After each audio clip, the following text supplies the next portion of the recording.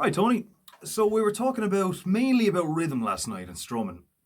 So, so what you want to do is, as I was saying, the main thing above all else is to keep moving in a regular pattern. So, for example, if we're doing a beat in 4/4 time, you want to be going 1 2 1 2 3 4 1 2 3 4. Now that's before you even hit anything at all. So which ones you miss or which ones you hit, which is really what defines a strumming pattern, is not really all that important. Obviously you want some kind of a pattern, but if you don't stick to it rigidly, that's really not, an issue at all. So the one we were doing was 1 2 3 4 1 2 3 4. That one. So later on in the video, I'll play that nice and steady a good few times just so you can follow along. But the main thing above all else is that you just keep that movement going. So, for example, if you start off by doing that little drill that we were talking about, if you just mute the strings, or you can play a chord if you want, but better off mute the strings, is just this 1 2 3 4 1 2 3 4. Just hit every single one of them, and that gets the movement going. Have a nice wide range of motion as well. Your wrists should be fairly limber, and just kind of get used to that.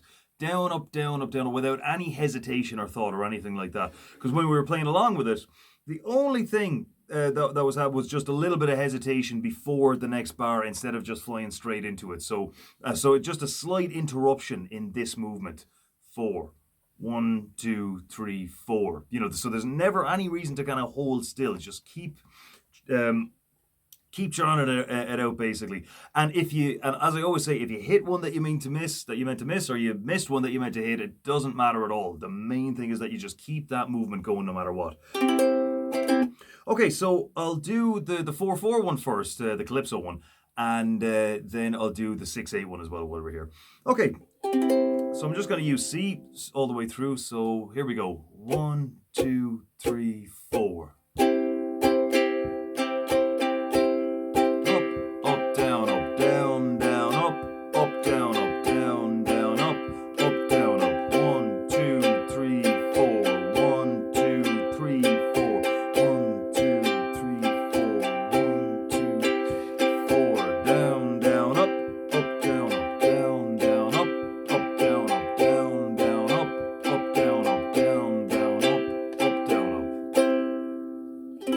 Okay, so and so you'll notice there that the difficult part of it is going down on that third beat without hitting it. It's not intuitive. You think obviously your intuition is telling you, well, there's no note there, so stop. But no, you just pass over it. That's all. And as well, if you do hit it on the way down, no problem at all. Just keep that movement going, no matter what.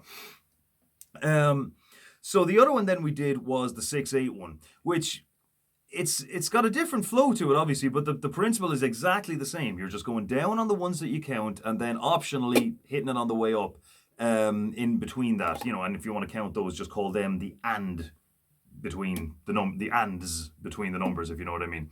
And keep in mind as well, the option to skip the downs as well is perfectly fine as well. You'll get a slightly more unusual, if you skip more downs than you skip up, you'll get a slightly more unusual kind of rhythm, but that's not to say it's a bad thing at all. Okay, so we'll do C to A minor on this one, just because that's how it's done in Hallelujah, which is in 6/8.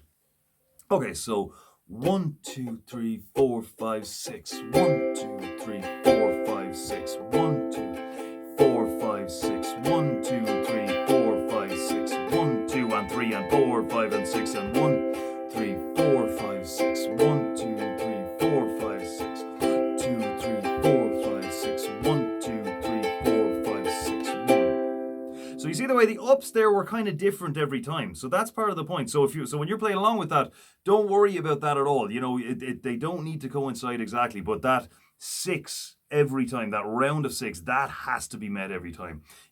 At the same speed and same amount of beats. Not necessarily the same amount of strums. So, for example, I could go 1, 2, 3, 4, 5, 6, 1, 2, 3, 4, 5, 6, or 1, 2, 3, 4, 5, 6, 1, 2, 3, 4, 5, 6. Skip a whole bunch of them. It's still 6/8. But I'm still moving in the same way, even if it's just a little bit, just to kind of keep it ticking over. I don't want to stop, because then if I stop and then I want to get back going again, it's kind of harder to hit the ground running that way than just to go from nothing to something straight away. So just keep that movement ticking over. So then on a different note, we were looking. You were talking about Something by the Beatles, which is a really nice one to play. So I'll just finish it off for you in terms of the chords that we were doing, right? So you had it right there, yes. So C. Now, if you know that you're about to go down here, you may as well have all your fingers on it at the same time, because if I'm holding it down on the 3rd fret, anything that happens here, the string is effectively now starts at the 3rd fret. So anything here doesn't make a difference at all. Okay, so here it is. So something in the way she moves. That's C major 7. C7 attracts me like no other lover. F. Then, next chord after that is D7. Something in the way she... G moves me. And then A minor. I don't want to leave her now. A minor major 7. That one. Weird one. So on its own it sounds very strange, but in context it kind of makes sense. You know I believe in how. That's A minor 7. And then back to D7.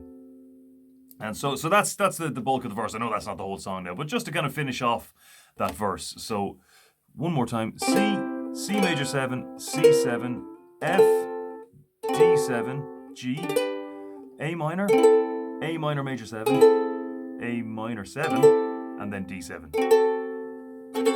So just so play along with that anyway, and have a look at the rest of the chords and see if you can tackle the whole thing. And we'll talk about that.